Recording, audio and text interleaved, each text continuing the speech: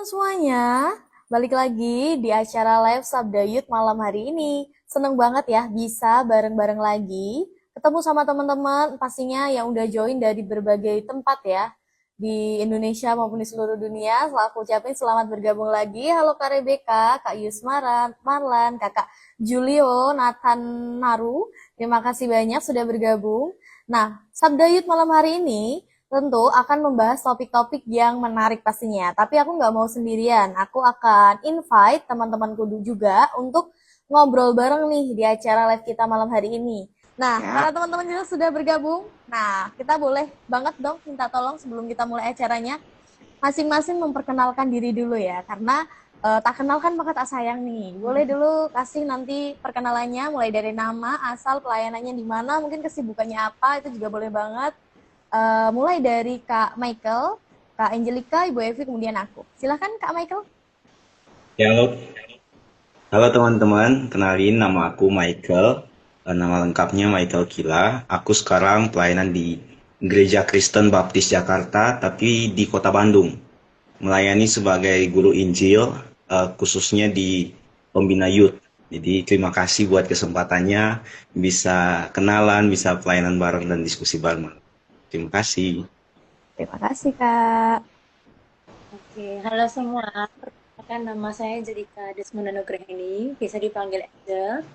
Saat ini saya masih mahasiswa, mahasiswa di Fakultas Teologi UKDW Yogyakarta.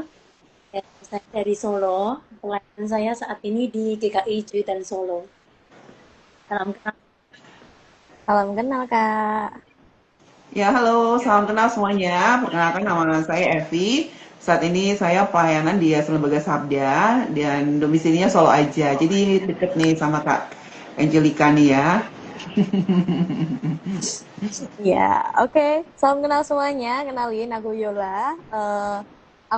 Kesibukannya saat ini bekerja di pelayanan di Yayasan Lembaga Sabda juga untuk gerejaku di GKA Gloria Bundusan. Domisili saat ini di Solo juga. Banyak ya dari Solo ya untuk malam hari ini ya. Oke, aku mau jelasin dulu ya sebelum kita mulai. Buat teman-teman nih yang baru pertama kali join di acara live kami, live Sabda Youth pada malam hari ini, aku mau jelasin sedikit terkait Sabda Youth. Jadi Sabda Youth itu acara live ngobrol bareng sama Yayasan Lembaga Sabda yang mengangkat topik-topik yang menarik pastinya dan tentunya juga relate sama anak-anak muda. Karena ini juga sesuai dengan visi dari Sabda Youth itu sendiri, yaitu mempersiapkan anak muda untuk menjalankan panggilan Allah bagi generasinya. Oke teman-teman, awal tahun itu kan biasanya identik ya sama harapan baru, semangat yang menyala-nyala gitu kan. Tapi jujur aja nih ya, pernah nggak sih setiap hari itu iman kita itu pasti juga pernah ya ikut kayak on fire gitu. Ada kalanya iman terasa lemah atau meredup gitu kan. Kita sadar nggak pengen punya iman yang kuat di dalam Kristus? Pastilah pengen ya. Tapi sering lupa gitu. Kalau iman itu kan bukan sesuatu yang instan pastinya. Perlu adanya proses untuk kita terus bertumbuh gitu kan. Nah, jadi di Sabda Youth malam hari ini kita mau diskusi terkait Strengthen My Fight in Christ. Jadi kita akan bakalan ngebahas iman yang yang lagi lemah itu wajar nggak sih menurut teman-teman kayak gitu. Jadi atau makin bahaya kalau terus dibiarin. Nah, nanti kita akan ngebahas itu teman-teman. Dan gimana caranya kita tetap menguatkan iman di tengah tekanan, tuntutan, kesibukan sehari-hari. Nah, yuk kita diskusikan bareng-bareng teman-teman. Nah, teman-teman pernah nggak sih ngerasa iman kita itu kayak nggak selalu stabil dari waktu ke waktu gitu. Teman-teman jujur aja deh, pasti ada ya, gak sedikit dari kita yang ngejalanin tahun demi tahun itu dengan kondisi iman itu yang lagi lemah, kering, kayak naik turun lah intinya. Nah, menurut teman-teman sendiri, kondisi iman yang naik turun kayak gini, kering kayak gini, itu normal nggak sih? Atau malah jadi tanda bahaya kalau dibiarin terlalu lama atau terus-menerus? Menurut teman-teman sendiri gimana nih? Oke, aku teman-teman. Jadi kalau misalnya kita bilang normal atau tidak normal, tentu kita akan menjawab dengan iman yang lemah itu tidak normal gitu. Tapi kita juga perlu melihat bahwa sejauh apa titik tolak standar normal dan tidak normal itu. Nah, kalau menurut saya sendiri, ya iman yang lemah itu bukan berarti kita gagal gitu ya. Kalau kita bilang iman kita lemah nih, wah, aku gagal, gue nggak bisa apa-apa ini, kan nggak bisa bilang gitu ya.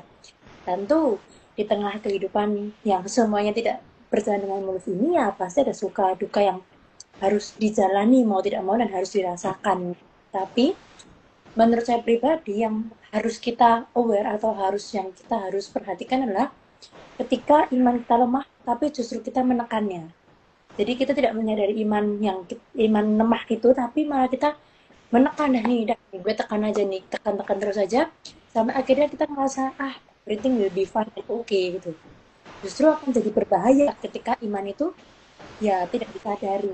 Kayak seperti Nabi Elia juga dikenal sebagai nabi yang berani gitu ya, tapi Nabi Elia juga merasa takut ketika menghadapi ancaman dari Ratu Isabel pada waktu itu ya, pada zaman itu. Nah, hal itu juga menunjukkan bahwa berat Elia itu gagal atau Elia itu tidak menjadi, dia menunjukkan ini loh sisi manusianya, dia menunjukkan kelemahannya yang kemudian dipulihkan oleh menurut. Iya, aku ya. Oke. Tadi kalau tadi ngelihat yang disampaikan Kak Angelica sih sepakat ya. Kalau tadi ada dua berarti yang kalau aku bisa simpulkan dari yang disampaikan Kak Angelica, menarik sih. Yang satu tuh iman yang lemah tuh adalah iman yang disadari. Jadi menyadari kalau imanku sedang lemah. Jadi akan bakalan cari solusi gitu ya. Aku harus cari Tuhan lagi nih. Tapi tadi yang kedua yang dibahas oleh Kak Angelica itu adalah iman yang ini sih, iman yang dibiarin gitu ya. Sehingga iman lemah tapi dibiarin gitu ya. Kalau tadi Kak Angelika pakai kata ditekan atau nggak disadarin gitu ya. Nah ini yang seringkali membuat kita tuh jadi merasa kering secara rohani ya. Kita tidak punya kepekaan rohani untuk untuk mencari tahu gimana sih saya bisa punya iman yang kuat di dalam Tuhan. Oh ya, jadi tentu itu sesuatu yang tidak normal karena Tuhan kan pengen kita terus bertumbuh, makin menikmati dan memuliakan Tuhan. Nah, kadang-kadang tuh kondisi hidup membuat kita tuh akhirnya mengalami kekosongan dan seterusnya. Jadi bukan sesuatu yang normal ternyata. Dan ya banyak hal sih yang bisa jadi tanda. Salah satunya ketika mungkin kita ibadah, kita berdoa, tapi justru kita rasa kosong, kita benar-benar kami kekosongan. Orang sering bilang kekeringan rohani. Kalau anak-anak Gen Z yang lebih kekinian lagi suka bilang itu pelayanan tapi aku burn out di gereja dan seterusnya. Nah, tanda-tanda burn out mungkin itu bisa salah satu jadi tanda yang sangat signifikan ya buat anak-anak muda. Nah, mungkin itu sih kalau menurut aku. Oke, aku ya teman-teman, aku setuju sama teman-teman tadi sih. Iman yang lemah itu kalau dibiarin itu memang bahaya ya, karena kayak kita perlu waspada iman yang lemah itu, karena kalau dibiarin gitu aja ya pastinya bahaya gitu. Kita akan mulai jauh dari Tuhan, kita akan mulai capek, kita akan nggak mau refleksi pribadi, nggak peduli gitu sama hubungan kita sama Tuhan gitu, dan menganggap iman itu ya sesuatu yang nggak penting. Mungkin disitulah akan mulai muncul pelan-pelan iman yang bikin kita itu jauh dari Tuhan gitu. Jadi masuk tahun baru dengan iman yang lemah itu bukan berarti gagal. Kadang Tuhan itu justru mau kita itu mulai jujur gitu sama Tuhan. Mungkin kayak kita kalau capek gitu. Jadi pelan-pelan aja, yang penting tetap mau melangkah sama Tuhan sih. Kalau menurut aku itu. Ini ada menarik nih dari komentar dari Kak Rey. Sebenarnya sih lemah tidaknya iman, alat ukurnya apa ya kira-kira? Nah, kalau menurut teman-teman sendiri apa tolak ukur iman yang lemah itu? Boleh di-sharingkan teman-teman? Aku ya, tadi sebetulnya udah dijawab sih sama Kak Michael itu ya. Ada beberapa ya, doa terasa kering dan sebagainya. Itu sebenarnya satu alat ukur itu yang membuat kita tuh harus sadar, oh imanku sedang lemah nih ya. Atau kita merasa nggak tertarik lagi untuk datang ke gereja gitu ya. Nggak tertarik lagi, bahkan hilang selera untuk membaca Alkitab gitu ya. Nah itu salah satu tanda ya, yang seharusnya kenceng banget, kerasa banget gitu ya. Kalau kita benar-benar orang udah Kristen ya, orang yang sudah percaya kepada Yesus sebagai Tuhan dan Juru Selamat ya, adanya kelemahan iman itu dengan adanya indikasi seperti itu akan membuat kita tuh terasa kering gitu ya. Nah itu salah satu tanda. Kalau Kak Rey sendiri mungkin boleh ditulis tuh ya, tanda-tandanya apa nih kalau dari Kak Rey sendiri? Atau teman-teman di rumah juga.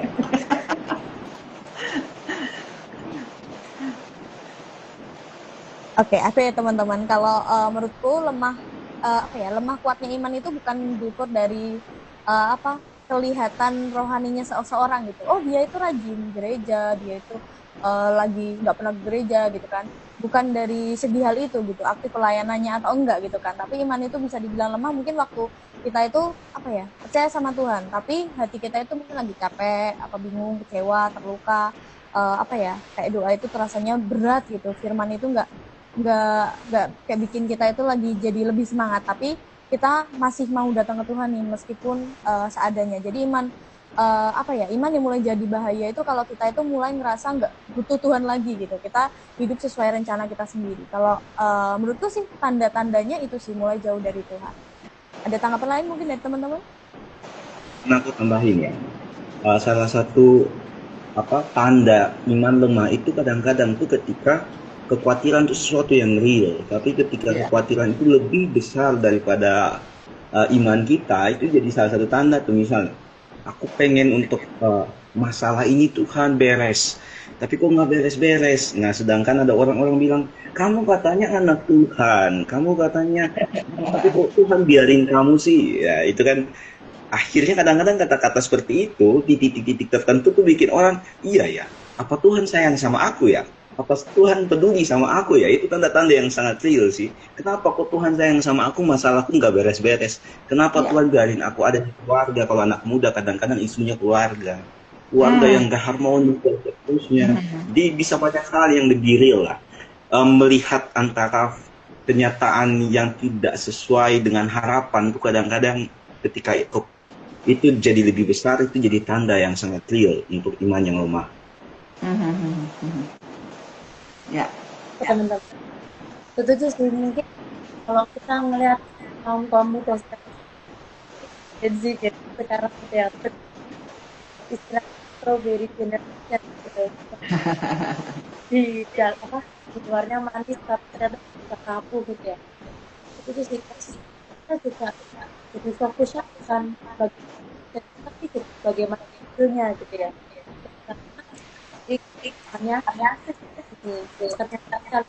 ya jadi kita ini ke gereja berdoa lah, jadi masuk gereja gitu ya. Mungkin kita juga bahwa ya iman itu bisa naik turun gitu, dan iman itu bukan lagi iman yang bukan jadi hal asing dalam perjalanan iman kita gitu ya. Nah, kalau kalau iman itu bisa lemah, ini suara aku jelas ya teman-teman? Jelas. Atau nah kalau iman kita itu bisa Itu jelas, Kak Angelika, dideketin, jadi jangan jauh-jauh. Oke. Jelas kan? Oke. Jelas Kak. Jelas.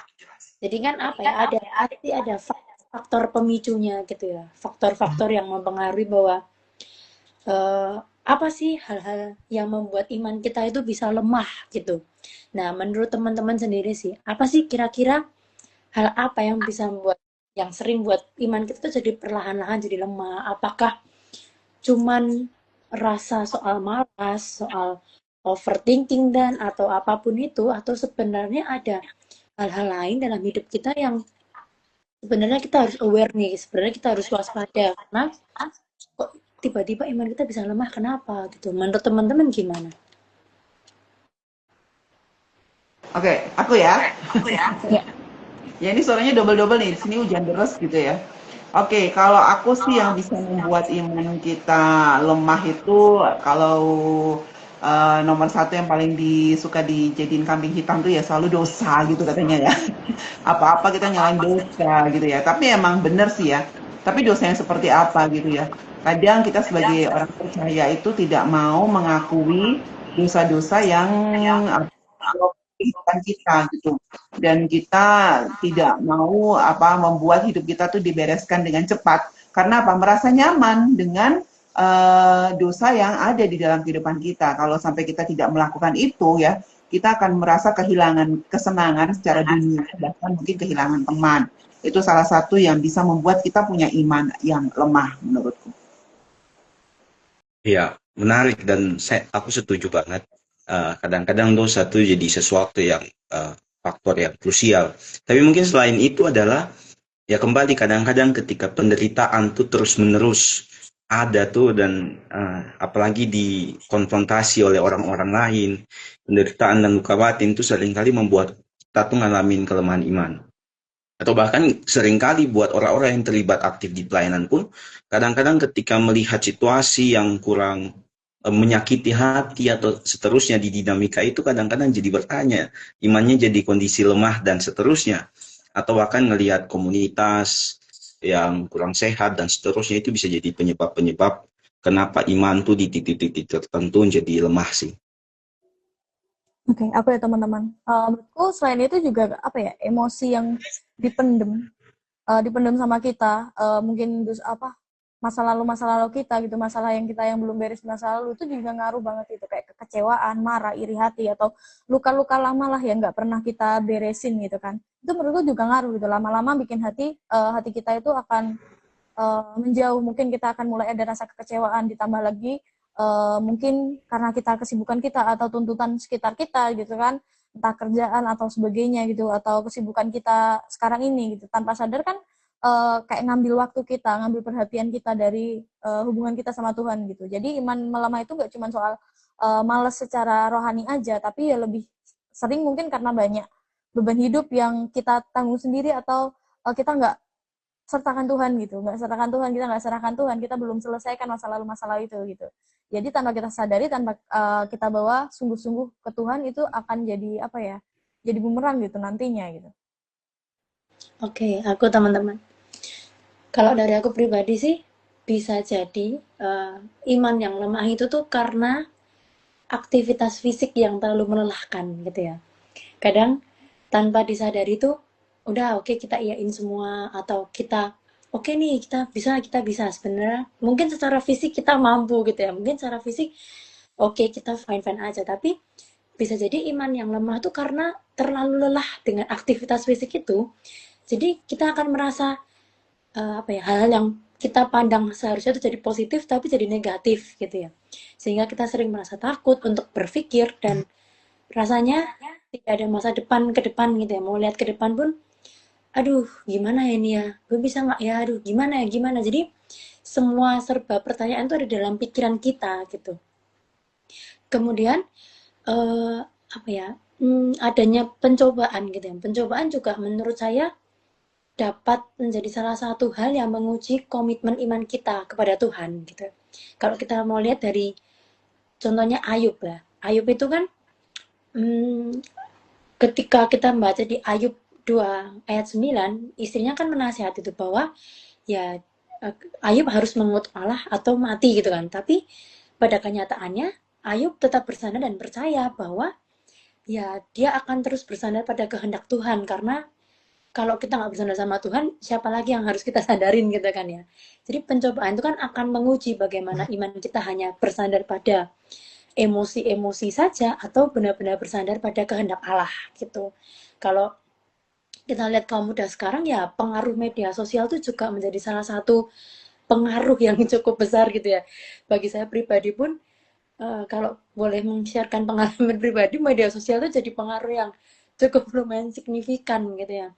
Maka ya harus bisa selektif terhadap postingan-postingan di media sosial. Apakah ini memang postingan yang dapat menjaga iman kita kepada Tuhan, atau justru postingan ini dapat secara perlahan menurunkan menurunkan ketahanan kita, menguji iman kita. Gitu sih teman-teman dari aku.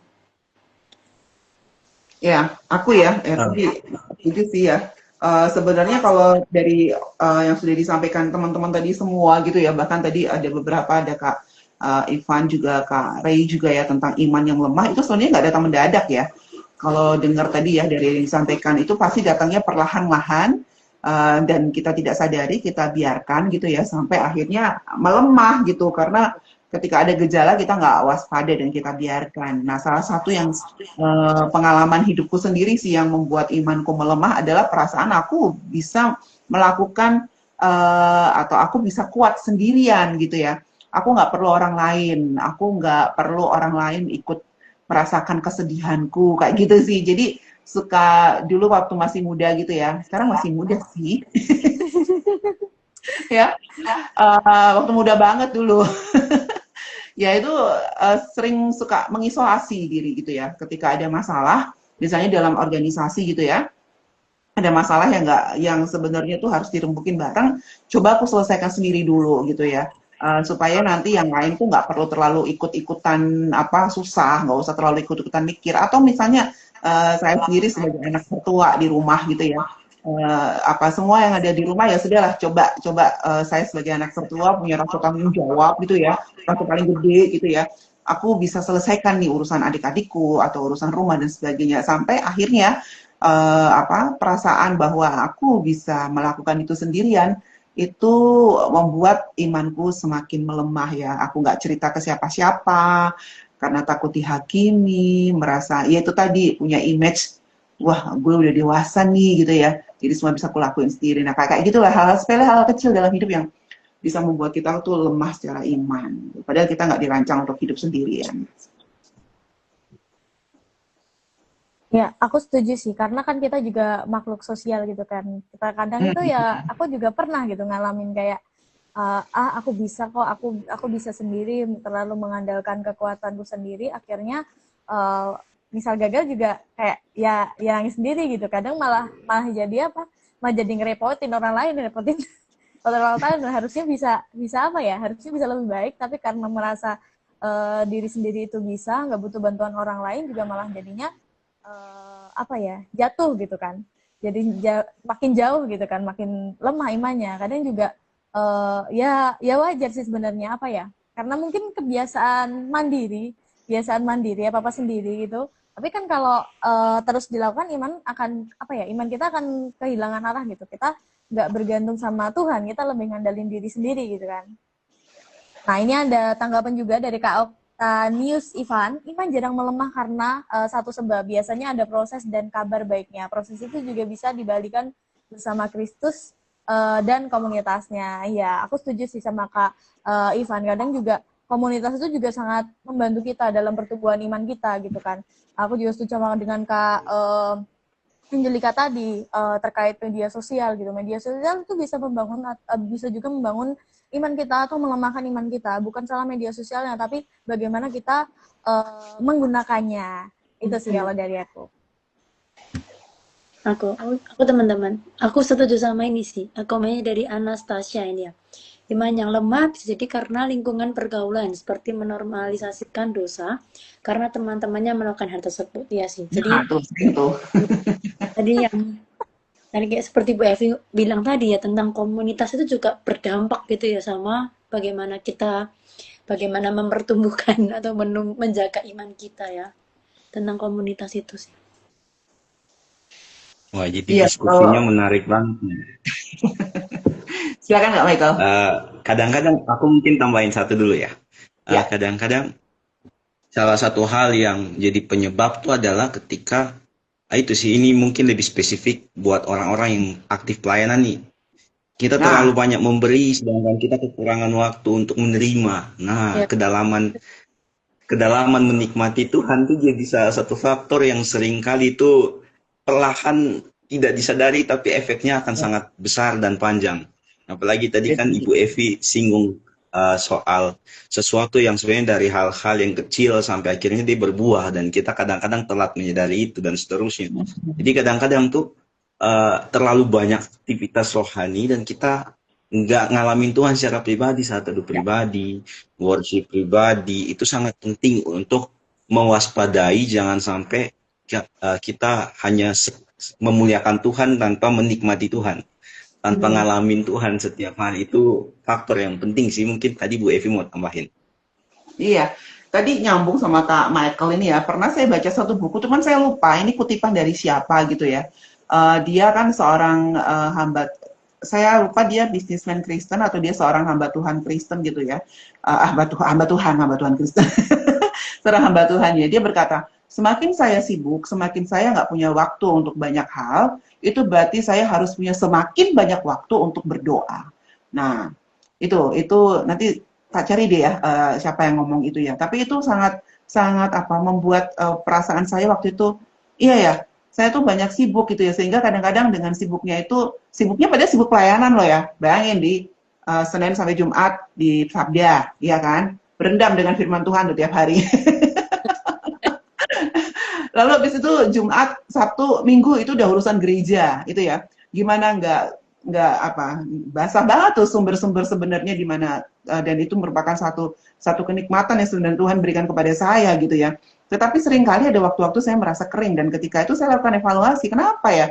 Karena kau semakin sibuk tapi kau nggak punya semakin banyak waktu untuk berdoa. Itu masalahmu. Sehingga imanmu justru semakin lemah di tengah-tengah danau berkat ya rohani yang Tuhan sediakan. Saya off dulu. Jadi kita udah bahas ternyata ada banyak banget penyebab untuk iman tuh bisa lemah. Tapi kan kita nggak sekedar berhenti untuk eh, tahu bahwa iman tuh bisa lemah penyebab-penyebabnya, tapi kita mau belajar bagaimana sih kita membangun iman yang kuat. Nah, jadi menurut teman-teman apa sih cara-cara atau sebuah komitmen tiap hari, sesuatu yang lebih simpel untuk membangun iman yang bisa bertumbuh di dalam Tuhan itu? Oke, aku ya teman-teman. Gimana ya caranya? Kalau iman yang kuat itu sendiri kan kayak tetap mau datang gitu kan sama Tuhan walaupun kondisi kita itu lagi capek, lagi sakit, lagi lemah gitu. Terus juga tetap percaya juga walaupun masalah kita belum selesai atau gimana, kita tetap percaya dan tetap bergantung gitu sama Tuhan. Gitu. Bukan mengandalkan diri sendiri. Nah, gimana terus caranya gitu kan? Caranya pastinya kayak tadi, gak instan gitu kan, kayak diomongin, gak obrolin kita sebelumnya. Tapi lewat proses gitu sehari-hari kita gimana kita mulai jujur sama Tuhan, ngaku gitu kalau kita itu lagi lemah, kalau kita lagi ragu, kalau lagi salah, kita juga harus bangun relasi juga, bukan sekedar jadi rutinitas kayak yang diomongin sebelumnya, cuma jadi rutinitas pelayanan aja gitu kan, kayak rasanya hambar gitu, nggak ada hati gitu. Itu juga penting, doa, terus baca firman kita, membaca merenungkan firman Tuhan gitu, itu bukan suatu jadi rutinitas atau kewajiban gitu ya karena tuntutan, tapi karena kita rindu gitu. Kalau aku sih itu sih caranya. Oke, aku teman-teman. Mungkin yang perlu itu bagaimana caranya gitu ya. Menurutku hal yang pertama yang harus dilakukan adalah sadari gitu ya. Sadar bahwa ya hanya melalui Yesus seperti yang tadi sudah dikatakan oleh Kak Yola bahwa hanya Yesus yang dapat mengenapkan iman tersebut gitu ya. Karena bahwa Yesus yang menciptakan, yang memimpin, dan dia juga menggenapi iman itu gitu ya. Iman bukan hanya tentang sebagai sesuatu yang nekat saja, tapi iman itu tuh juga bukan sebagai hal yang pengecut gitu ya. Kadang kan kita apa ya, kalau kaum muda tuh kalau lagi kumpul terus lu apaan sih gitu kan, kadang kayak apa sih baca firman mulu, doa mulu gitu kan, kadang ya, kadang kita terbawa arus sama apaan sih, emang apa efeknya, kadang kan gitu tuh. Tapi menurut saya ketika kita berbicara bahwa bagaimana cara membangun iman, ya salah satunya adalah sadar bahwa tanpa kita mengandalkan Tuhan kita tidak bisa apa-apa gitu ya. Kalau kita bisa membaca, memahami, dan mengaplikasikan firman Tuhan dalam setiap kehidupan kita tuh ya kita bisa memahami bahwa oh ya nih iman kita nih mungkin sedang oke atau sedang tidak oke gitu ya. Jadi kita bisa membangkitkan iman kita, bisa terus bertekun dalam iman dan teguh teguh pada firman-Nya gitu ya. Selain itu menurutku juga pentingnya tentang membangun komunitas gitu. Lagi-lagi tentang komunitas gitu. Karena bagi saya pribadi, bagi kaum muda sekarang komunitas itu menjadi salah satu hal yang penting untuk bagaimana kaum muda ini bisa bertumbuh. Kalau istilah bahasa sekarang kan aku butuh support system gitu ya, butuh support system yang bisa memotivasi, menginspirasi gitu ya. Kalau nggak ada support system rasanya hampa nih, nggak ada apa-apa nih, nggak ada semangat nih, butuh support system gitu kan. Jadi pentingnya membangun komunitas itu juga jadi hal yang penting untuk kita bisa terus bertahan dan berdampak pada iman yang kuat dalam Kristus. Gitu sih. Ya, aku ya. Ya, kalau tadi dari sharingnya Kak Angelika sih mengingatkan aku dari firman Tuhan gitu ya. Paulus berkata pada jemaat di Korintus itu ada di 2 Korintus 12:9, cukuplah kasih karuniaku bagimu sebab justru dalam kelemahanlah kuasaku menjadi sempurna. Jadi waktu itu si Paulus bercerita bahwa dia punya banyak kesulitan juga gitu ya, dan bahkan ada duri di dalam dagingnya gitu, dan dia meminta kepada Tuhan, Tuhan tolong lepaskan semua duri-duri ini atau lepaskan semua kesulitan ini gitu ya dari dari hidupku, kemungkinan dari konteksnya gitu ya. Tetapi apa jawab Tuhan kepada Paulus, yaitu cukuplah kasih karuniaku bagimu gitu ya. Sebab justru dalam kelemahanlah kuasaku menjadi sempurna. Jadi iman yang lemah itu bisa menjadi iman yang kuat ketika kita menyadari kita sedang mengalami ini di dalam anugerah Tuhan. Ini anak-anak muda harus selalu ingat ya, hidup dalam anugerah Tuhan, mau ada masalah apapun lewat gitu ya. Karena apa, kita ada dalam anugerah Tuhan, harus kuat gitu. Mungkin aku tambahin, jadi menarik banget untuk bagaimana membangun iman yang kuat tuh selain kita jujur, kita perlu komunitas yang baik, kita mengakui kelemahan dan bersandar pada anugerah Tuhan, bahwa cukup, walaupun kadang cukup tuh, Tuhan cukup POV Tuhan tuh kadang-kadang sulit POV aku gitu. Tapi ya itu menikmati, itu tuh yang memang lebih lebih enak ya. Tapi Tidak. selain itu mungkin aku bisa sharing salah satu gimana cara tuh kita harus sadar kalau iman yang bertumbuh tuh mesti kita bangun dengan sesuatu yang real dan konstan. Nggak bisa iman tuh bertumbuh tuh kayak ibarat kita nanam, siramnya nggak teratur ya susah. Pasti pertumbuhannya kurang oke. Jadi dari kebiasaan kecil setiap hari, makanya Alkitab tuh selalu tekankan soal setia dalam hal-hal yang kecil, bagaimana kita sesibuk-sibuknya kita menyiapkan waktu yang khusus untuk bersekutu bareng sama Tuhan. Kita mungkin sesekali uh, perlu rencanakan refreshing iman sendiri, kita cari tempat hening ketika kita sibuk. Banyak orang salah salah berpikir, khususnya anak-anak muda. Oh, imanku lagi lemah, aku mau healing. Tapi pulang healing kok tetap tetap capek ya. Kadang-kadang makanya aku sadari yang Feelingnya krusial ngapain? dari iya, itu baik, sangat baik untuk kita pergi untuk ngambil waktu sejenak dari rutinitas kita, tapi itu tidak akan betul-betul punya dampak yang nyata ketika kita nggak ngalamin Tuhan. Karena itu aku biasa kalau lagi padat banget tuh aku suka pergi cari tempat yang sepi, nggak sekedar untuk ya sudah lihat pemandangan, tapi ketika lihat pemandangan tuh nyadari hal-hal kecil. Kayak Alkitab tulis ketika pergi ke gunung misalnya, aku daerah Bandung ya, jadi banyak Banyak pemandangan mendung yang ya. baik. Itu ketika lihat tumbuhan, oh Tuhan ini sangat baik ya. Eh, tumbuhan Tuhan rawat sedemikian baik, lihat burung, kayak Alkitab bilang bahkan nggak nggak menanam tapi Tuhan terus kasih pemeliharaan dan seterusnya. Jadi hal-hal seperti itu tuh penting banget untuk membangun iman yang kuat. Dan mungkin satu hal yang krusial, membangun iman yang kuat tuh kan bukan berarti kita nggak akan pernah gagal, Mhm, kita nggak akan mhm. pernah jatuh lagi. Ya. Jadi perlu menyediakan kita berusaha yang terbaik setiap hari, tapi even kita jatuh pun, ingat kalau kasih karunia Tuhan tuh ada bagi kita. Tuhan mengasihi kita lebih dulu, baru dia meminta kita dan menolong kita, memampukan kita untuk memuliakan dia. Kadang-kadang orang tuh menempatkan iman tuh kayak, aku hanya akan layak kepada Tuhan kalau aku oke terus. Iya. Padahal kan Tuhan menyediakan selagi kita hidup di dunia, kita terus berproses. Jadi Mhm. jangan sampai ketika kita gagal, kita cabut dari Tuhan. Tuhan, aku udah sangat tidak layak dan seterusnya. Justru karena Iya, kita nggak layak, makanya Tuhan datang. betul. Itu poin krusial sih. Iya, aku. Oh ya, Kak Angelica dulu aja. Nggak apa, Bu. Aku dikit aja. Tapi kamu dulu deh. Ini ada suara, aku harus off. Oke, kalau aku sih nyambung dari tadi tempat eh, Michael tadi ya. Tentang kalau di Bandung banyak banyak pemandangan alam ya. Kalau di Solo nih banyak pemandangannya pemandangan makanan Kak kebetulan. Jadi kita berefleksinya dari makanan gitu. Tapi menarik sih kalau tentang berefleksi gitu. Mungkin bisa dilakuin pakai journaling ya Kak ya. Karena journaling itu kan jadi apa ya? Ekspresi ekspresi diri gitu ya. Ketika kita apa sih hal yang sedang kita rasakan atau hal apa sih yang sedang kita pergumulkan. Mungkin dari situ kita bisa sadar gitu bahwa oh ya ya sepertinya aku lelah nih, kayaknya aku sedang tidak baik-baik saja gitu ya. Mungkin menurut saya journaling atau apa ya, refleksi pribadi lah gitu.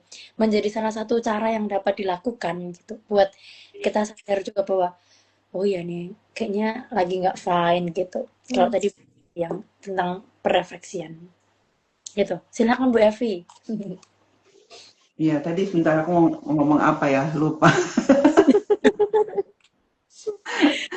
Oke, ya, tapi tentang iman apa tentang iman yang kuat ini sih ya. Emang oh ini udah inget ya. Seringkali itu tadi yang kayak disampaikan Kak Michael ya dalam kelemahan itu kita bilang, aduh aku udah nggak layak nih datang kepada Tuhan. Bahkan ketika Roh Kudus mendorong kita untuk berdoa, aku nggak bisa berdoa karena aku datang sudah dengan kerapuhan dan sebagainya. Tahu nggak ya, waktu itu saya masih SMA dan mengalami hal itu, rasanya takut untuk datang lagi kepada Tuhan gitu ya, karena merasa saya tuh nakal banget gitu sebagai anak Tuhan tuh nakal sekali gitu ya. Lalu saya bilang ke papa saya, "Pak, kok saya takut berdoa ya, saya mau datang kepada Tuhan tapi saya merasa udah nggak layak nih, udah terlalu banyak nih salahku sama Tuhan gitu kan." Lalu papa saya mengingatkan, "Nak, kalau kamu punya pikiran seperti itu justru setan sedang mengintimidasi kamu supaya kamu tidak datang kembali kepada Tuhan, gitu kan? Jadi kalau misalnya kamu mau datang kepada Tuhan dan berdoa, datanglah. Dia tidak pernah menolakmu, begitu. Jadi keinginan itu untuk berdoa, minta ampun kepada Tuhan itu bukan keinginanmu, tapi itu keinginan Roh Kudus yang menginginkan kamu tetap punya iman yang kuat di dalam Dia. Nah, itu nggak pernah saya lupa gitu ya, dan itu menjadi pertanyaan yang sering kali ditanyakan murid-murid saya sekarang juga. Ibu, saya takut berdoa, apakah Tuhan masih mau dengar doa saya, anak yang seperti ini? Itu sih. Iya. Oke, lanjut ya, ini udah jam berapa nih? Halo, Yola mau ngisi dulu, Yola mau kasih pendapat dulu nih. Oke, aku ya nambahin dikit aja sih. Tadi aku tertarik sama yang terkait refleksi diri juga. Tadi yang disebutin Kak Angelica, Kak Michael gitu terkait refleksi diri. Aku juga malah jadi apa ya? Kayak itu menolong kita gitu. Kayak berhenti sejenak, jujur sama diri sendiri, keadaan gitu kan. Apa yang lagi kita rasain gitu kan. Menyadari bersyukur juga penting gitu kalau menurutku, saya refleksi juga. Bersyukur menyadari kayak kebaikan Tuhan, pemeliharaan Tuhan. Kadang itu cuman apa ya, ingetnya saat itu aja, kadang lupa gitu. Tuhan udah campur tangan loh di sebelum-sebelumnya, masa Tuhan nggak mampu juga untuk di saat-saat itu gitu. Jadi kayak biasanya aku jadi inget gitu, oh Tuhan pasti akan tolong gitu kan. Bahkan kayak bangun tidur dari hal-hal kecil itu tadi, kayak bangun tidur, kita bernafas itu Tuhan kasih kesempatan aku bangun tidur, itu aku juga udah mengucap syukur gitu kan. Artinya Tuhan masih kasih kesempatan aku gitu kan. Jadi mengucap syukur itu menurutku juga refleksi diri, mengucap syukur itu juga sesuatu hal yang penting gitu untuk tetap membangun iman kita gitu. Aku cuma nambahin itu aja. Kalau kalau anak masih muda tuh bangun tidur gitu ya, masih bisa bernafas tuh, wah bersyukur masih bisa bernafas gitu ya. Kalau nanti sudah punya pengalaman hidup ya, ketika nanti kita bangun, kita bersyukur, nanti kalaupun kita nggak bangun lagi, semakin bersyukur lagi, karena apa? Berarti kita sudah Tuhan Yesus. Ya, well, tapi kita lanjut ya. Bener sih ya, kalau iman yang kuat itu bukan soal selalu sempurna, tapi soal terus kembali dan harus kita semakin berakar di dalam Kristus. Apalagi nih anak-anak muda nih ya, yang harus punya semakin banyak pengalaman hidup untuk bisa punya akar iman yang menancap betul-betul di dalam Kristus. Nah, aku ada pertanyaan nih ya buat teman-teman gitu ya. Apa sih yang akan teman-teman lakuin ini mumpung masih Januari nih, belum melewati Januari gitu ya. Apa sih yang akan teman-teman lakuin atau resolusi rohani apa yang teman-teman mau lakuin supaya tuh punya iman yang terus bertumbuh gitu ya. Bukan cuma semangat di depan doang. Kalau orang Jawa itu punya istilah namanya obong-obong belara. Belara itu satu kelapa itu loh. Kalau dibakar itu, wah nyalanya kenceng banget di depan ya. Tapi habis itu cepat sekali mati. Itu namanya obong-obong belara. Jadi bukan cuma semangat doang di awal, tetapi punya konsistensi untuk menjalaninya, resolusi itu di dalam keseharian. Yuk, share. Siapa nih mau duluan nih?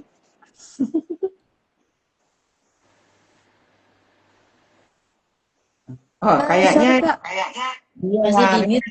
Masih di mute. Kak Marsha. Masih di mute. Kak Michael.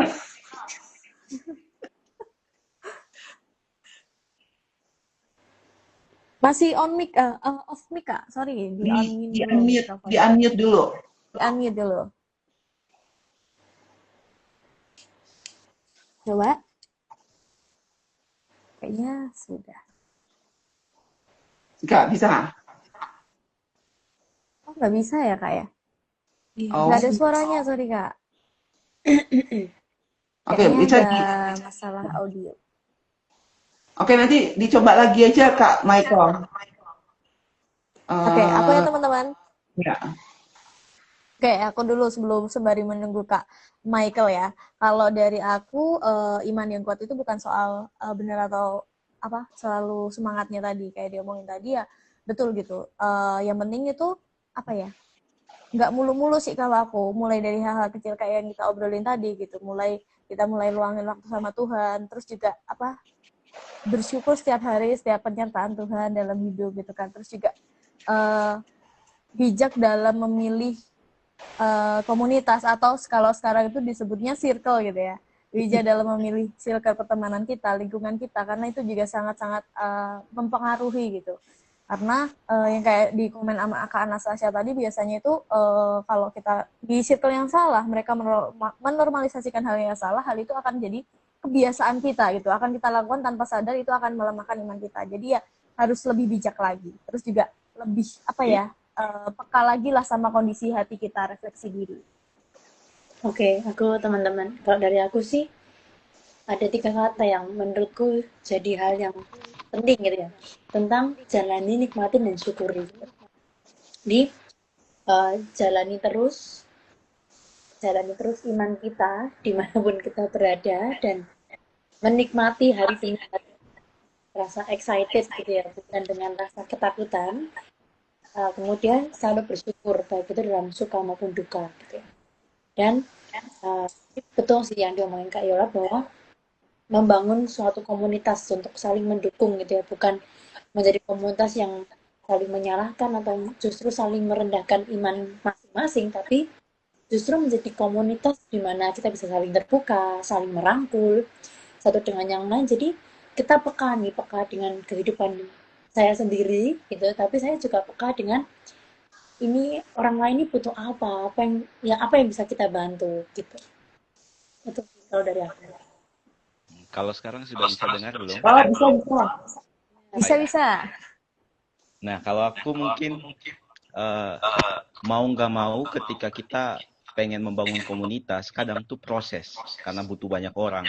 Yang paling bisa kita lakukan yang nyatanya itu adalah itu mengusahakan secara pribadi, hubungan pribadi yang dalam sama Tuhan, entah lewat satu teduh atau bahkan kita bisa bikin planner yang lebih jelas.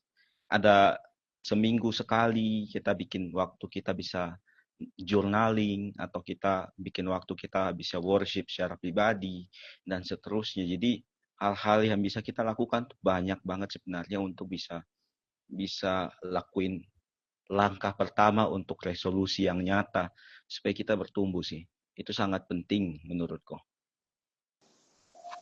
Oke, thank you buat Kak Michael, itu juga mengingatkan gitu ya untuk journaling juga. Tapi kalau dari saya sendiri sih salah satu hal yang juga ingin dilakukan adalah mau didoakan, nggak gengsi untuk didoakan, mengakui bahwa ketika saya lemah ya saya lemah, saya butuh didoakan, tetapi saya juga akan mendoakan gitu ya.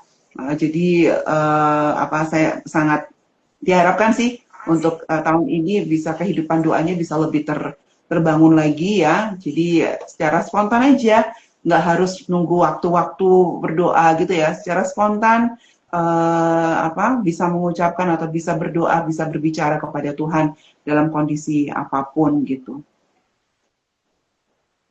Teman-teman Aku yang di juga rumah ada, ini ada gimana? ya tuh silakan dibacakan Yola. Oke, komentar ya. Oke, ada komentar dari Kak Fengkelari.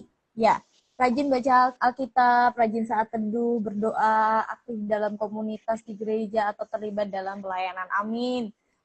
Ini apa ya? Ini jadi semoga jadi kayak komitmen kita gitu, resolusi kita supaya ini benar-benar dapat kita jalanin. Jangan cuman di awal-awal doang nih semangat, terus nanti di tengah-tengah jalan malah jadi udah berhenti, udah capek, udah nyerah, itu jangan ya. Harapannya tetap apa ya, tetap semakin meningkat imannya. Ya bolehlah kita dikit-dikit itu, tapi kan ya harus balik lagi, jangan dibiarin karena kalau dibiarin, kalau kita nggak sadar dengan kebiasaan-kebiasaan kita, itu nanti akan bikin iman kita itu kan lemah.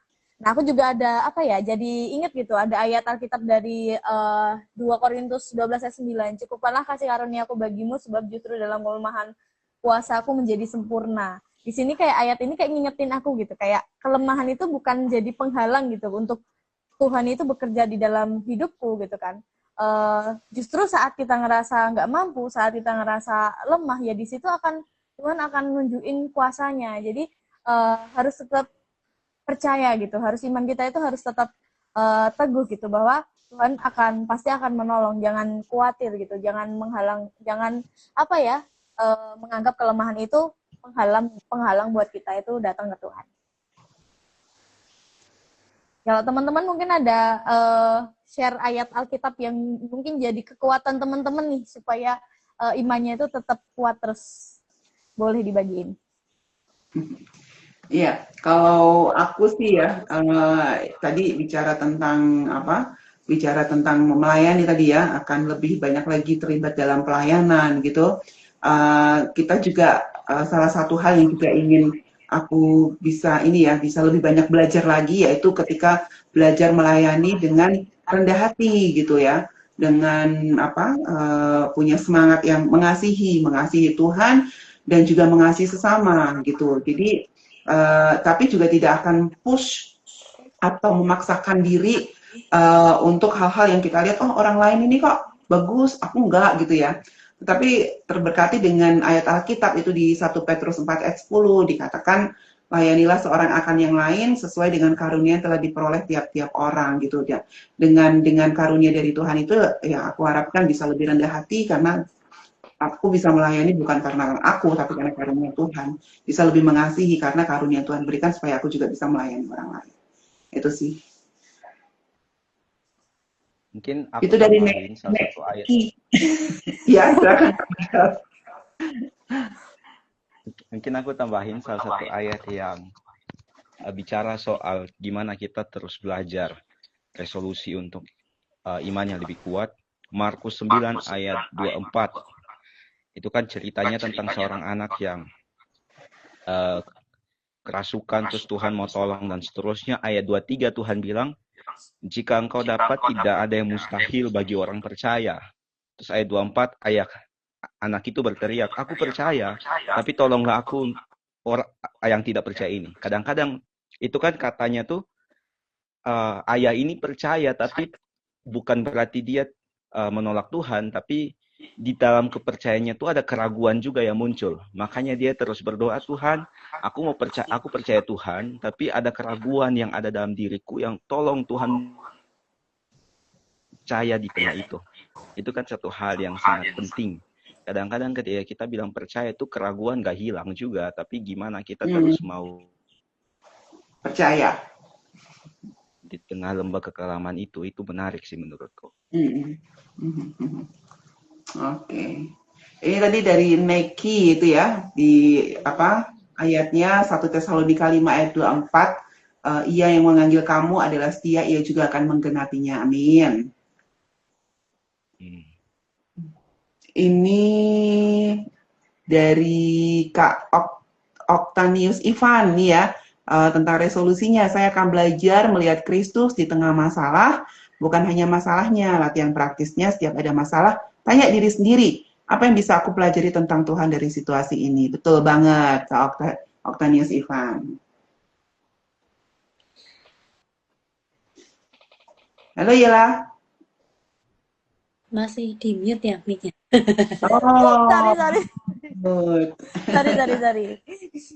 Oke, kita kan udah ngobrolin tadi ya terkait iman yang naik turun, itu lemah, iman yang lemah, iman yang kuat itu bahaya atau enggak dan lain sebagainya gitu kan. Nah, boleh aku minta masing-masing teman-teman nih kasih dong satu statement, closing statement ya dari teman-teman.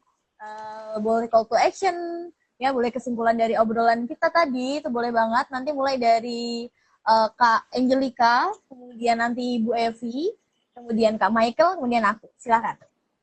Oke, kalau dari aku sih beriman itu beriman kepada Tuhan ya khususnya ya, bukan berarti kita terlepas dari adanya kegagalan, kelemahan dan kerapuhan. Jadi sadari terus kerapuhanmu dan teruslah percaya bahwa Tuhan itu sanggup melakukan apa yang lebih dari kita harapkan. Jadi selamat terus berakar dan terus bertumbuh dalam iman pengharapan kepada Tuhan. Mhm. Ya, kalau aku sih mengambil kutipan dari Bill Hybels gitu ya, itu yang buku yang tadi judul bukunya itu terlalu sibuk justru harus berdoa. Nah, itu ada satu kutipan juga di dalam bukunya yang berkata sebentar ya, sebentar. Ya, jangan hanya menceritakan tentang gunungmu kepada Tuhan gitu ya. Tetapi karena Tuhan tahu gunung apa sih yang sedang kau hadapi, tetapi mulailah belajar dalam doa, terutama ya, dalam doa, pusatkanlah perhatianmu kepada pemindah gunung, yaitu kemuliaannya, kuat kuasanya, dan kesetiaannya. Jadi, buat rekan-rekan muda semua ya, jangan pura-pura kuat, karena kita Tuhan ciptakan juga sebagai manusia yang yang juga ada kelemahannya gitu ya. Tetapi tetap berserah kepada Tuhan ya. Datanglah kepada Kristus hari ini, jaga relasi itu lewat langkah-langkah kecil yang setia, nggak usah harus langsung langkah gede gitu ya. Dan biarkanlah Tuhan yang juga setia menumbuhkan imanmu. Sabar ya, sabar. Kalau Oke. aku selalu ingat kalau tentang iman yang bertumbuh, iman yang kuat itu tentang Petrus. Dia pernah nyangkal Tuhan, dia pernah mengalami kegagalan. Tapi satu hal ketika Tuhan pulihkan dia, Tuhan gak tanya soal apa yang udah kamu lakuin. Tuhan gak tanya apa-apa. Tuhan cuma tanya ke Petrus, Simon anak Yohanes, apakah engkau mengasihi aku? Jadi untuk mengalami iman yang kuat, kita nggak usah peduli soal banyak penghakiman dari luar, dari diri kita sendiri, tapi fokuslah pada satu pertanyaan. Apakah aku mengasihi Tuhan yang lebih dulu mengasihi aku? Pertanyaan itu membuat Simon menangis, dan ketika Tuhan bilang, karena kamu mengasihi aku, gembalakanlah domba-dombaku. Orang yang pernah gagal, khotbah 3.000 orang bertobat. Hari ini kita gagal mengalami kelemahan iman. Ketika kita ngalamin Tuhan sekali lagi yang mengasihi kita tanpa pamrih, itu kita akan bisa jadi orang-orang yang dipakai Tuhan sungguh luar biasa jadi berkat. Jadi mungkin tambah sedikit lagi, tahun kemarin salah satu tahun yang cukup berat, tapi satu lagu tuh terus terngiang-ngiang di hidupku, walaupun gunung itu tak berpindah, tetap percaya. Jadi kadang tuh Tuhan belum mau izinin masalah tuh beres karena Tuhan lagi mau proses kita. Maka aku pernah nulis satu kalimat dari tahun 2020 ini, jadi mungkin bisa jadi pedoman remah buat teman-teman. Jangan hanya hebat bicara tentang Yesus kalau kita tidak setia bicara dengan Yesus. Relasi adalah kunci dari iman. Bagaimana menikmati Tuhan. Itu sih. Amin. Oke, aku ya teman-teman. Kalau dari aku ya, iman yang naik turun itu bagian dari perjalanan kita, bukan sebuah tanda kegagalan gitu. Karena mungkin kalau hari ini iman kita belum sekuat yang kita harapkan, mungkin itu bukan akhir dari cerita gitu. Itu belum akhir. Ini kita masih berproses gitu kan. Selama kita masih mau melangkah, kita masih mau belajar, masih mau berharap dalam Tuhan gitu kan. Tuhan pasti akan menolong, Tuhan akan bekerja gitu, bahkan lewat kelemahan kita. Laku dari aku sih itu. Oke, terima kasih untuk teman-teman semuanya. Terima kasih banget untuk diskusi kita malam hari ini. Diingatkan lagi kalau iman yang kuat dalam Kristus itu bukan harus sesuatu yang sempurna, tapi iman yang harus terus kembali bersandar sama Tuhan dan berakar dalam Kristus pastinya ya. Iman bertumbuh lewat kebiasaan-kebiasaan kecil kita, dan juga konsistensi kita gitu kan. Jadi harapannya kita akan lebih lagi untuk semakin bertumbuh dan bertumbuh lagi. Terima kasih aku ucapin untuk teman-teman Kak Angelika, Kak Michael, Ibu Evi, terima kasih yang udah mau jadi guest di acara live pada malam hari ini di acara Sabda Youth. Aku juga ucapin terima kasih juga untuk semua penonton yang hadir di acara live ini, terkhusus yang sudah memberi pertanyaan, tanggapan, komentar. Mohon maaf kalau ada pertanyaan atau tanggapan atau komentar yang belum sempat kita baca atau kita jawab ya, karena keterbatasan waktu kita. Nah, aku juga ngundang buat teman-teman yang ada di rumah untuk jangan lupa join juga di acara Sabda Youth kita di minggu depan itu dengan tema Grow Increase Challenge. Ya, jadi kalau teman-teman penasaran, jangan lupa follow akun media sosial Sabda Resources supaya nggak ketinggalan notifikasinya. Nah, buat teman-teman yang mau jadi guest di acara Sabda Youth itu juga boleh banget. Teman-teman bisa banget langsung aja DM di Instagram Sabda Resources ya. Memudahkan aku, nggak usah bingung-bingung cari guest, teman-teman langsung aja mengajuin diri ya. Kak, aku mau jadi guest Sabda Youth, itu aja teman-teman ya, gampang banget. Jadi Sabda Youth ini akan ada di setiap hari Selasa jam 7 sampai jam 8 malam. Seperti itu teman-teman ya. Terima kasih buat teman-teman semuanya. Sebelum kita mengakhiri acara live kita malam hari ini, saya minta dengan kasih Kak Michael bisa tutup kita dalam doa. Oke teman-teman, mari sama-sama kita berdoa. Mari kita berdoa. Bapa di surga, kami sungguh bersyukur karena Tuhan mengasihi kami dengan kasih-Mu yang setia, kasih yang sungguh-sungguh lebih dulu daripada kami belajar mengasihi Tuhan, sehingga Tuhan boleh memberikan anak-Mu yang tunggal, supaya kami yang tidak setia ini bisa ditebus oleh kesetiaan anak-Mu, dan kami boleh belajar dari Yesus Kristus bagaimana kami boleh belajar bertumbuh menjadi orang-orang yang lebih kuat. Tuhan, hari ini di tahun yang baru, Tuhan tahu setiap kami di tempat kami masing-masing, pergumulan hidup kami masing-masing.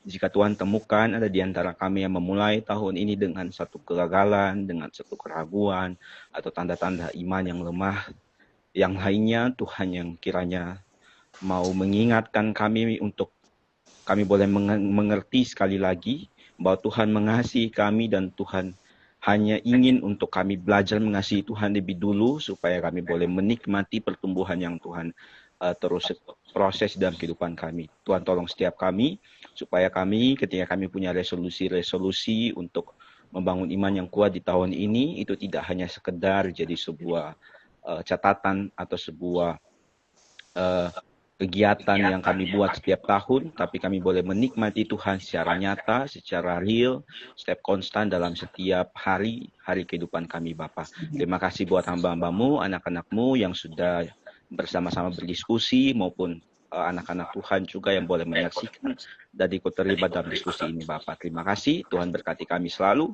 biarlah kami boleh terus bertumbuh menikmati Tuhan dan menjadi berkat dimanapun kami berada. Demi Kristus Tuhan kami berdoa. Amin. Amin. Terima kasih buat teman-teman semuanya. Sampai jumpa di lain waktu. Terima kasih untuk pelayanannya. Salam ya, Forga.